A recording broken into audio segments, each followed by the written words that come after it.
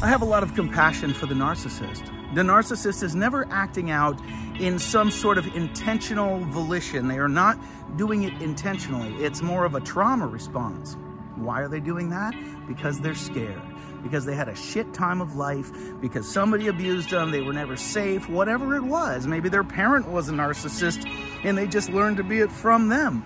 But it always comes from abuse. It always comes from some bullshit that happened in the past that you weren't able to get through. It was traumatizing, and so then you had to guard yourself so much and create so many cover stories to, that's not this way, that's not this way, that the person becomes narcissistic. It's more of a trauma response than anything. No genetic markers, doesn't get passed down that way. It's simply a space of a dysregulated nervous system. Every narcissist that I've worked with in my practice, every narcissist that I've engaged with, when I've heard their stories, or people that are narcissists, when I've heard their stories, there's always trauma.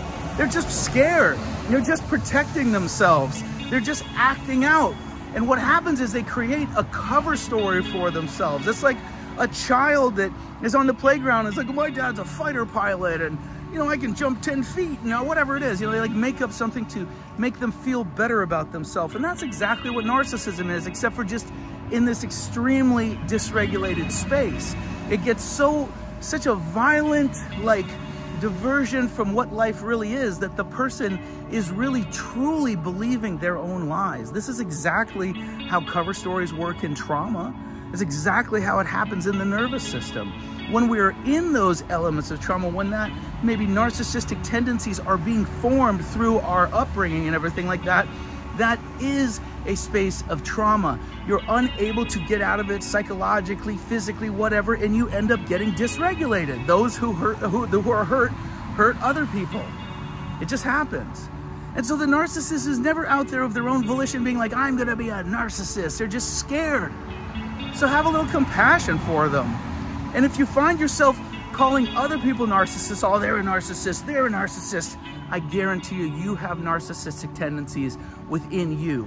Look within if it's being reflected from somebody else. If you find yourself calling people narcissists, they're the narcissist. If you're being called a narcissist and it's very confusing, you're dealing with a narcissist. So have a little compassion, have a little grace for them. To avert this action, to maybe change it, to heal what's going on in narcissism, is to stand up against it. The narcissist doesn't have a foot to stand on. They don't have any actual real things to be upset about, to do, or whatever. So if they're doing something that is in opposition of the way that you like to do it, set your boundaries. Now, I'm not gonna do that. No, I don't accept that. I'm sorry. Well, yeah, no, it's okay. You can feel that way about me, but that's not who I am as a person. I accept you in that. Just gently let them have it. Don't buy into it. If you don't buy into their lies, then they realize how fucking crazy they are, and they have to work back into their own psyche to figure out what's going on, Just stand up to it. They're scared. They're the weakest people.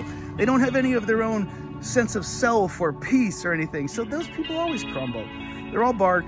They're no bite. Stand in your truth. The narcissist will crumble. Do it with love. Do it compassionately. This is a hurting person who is having a hard time with life, and if you care for them, help to bring them out in love by standing against their oppression.